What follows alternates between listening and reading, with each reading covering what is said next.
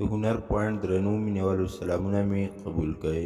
سلامونه او احترامات مې قبول کړئ. درنو مینوالو، نن در سره یو ډېر د غم خبر شریکوم چې دغه واقعه په کشمیر کې رامخې ته شوې ده چې یو ظالم تر خپله د شپږو میاشتو ورېره په چاړه حلاله کړې ده، یعنې قتل کړې ده. دغه ټول معلومات در سره په ویډیو کې شریکوم. موږ سره تر اخره پورې پاتې شئ چې د ټولو معلوماتو نه خبر شئ. کوم ملګري چې زموږ په چینل کې نوي دي او زموږ چینل یې نه سبسکرایب کړی، نو مهرباني وکړئ زموږ چینل در سره سبسکرایب کړئ او خوا کې ورسره د ټلي نشان ووهئ چې داسې معلوماتي ویډیوګانې درته په اسانه در ورسي. دوستانو، دغه واقعه چې پرون په کشمیر کې رامخې ته شوې ده چې یو ظالم تر خپله ورېره په چاړه حلاله کړې ده، چې دغه ظالم اوس پولیسو نیولی دی او ویل کېږي چې له ده دماغي حالات خراب دي، نو ځکه یې دغسې کار کړی دی. دوستانو، کله چې دغه ظالم دغه ماشومه په چاړه وهله، نو د هلک مور ترې دغه خپله ماشومه نوسۍ بچ کول، خو هغه یې هم په چاړه وهلې ده چې هغه هم زخمی ده. دوستانو، ویل کېږي چې دماغي حالات یې خراب دي.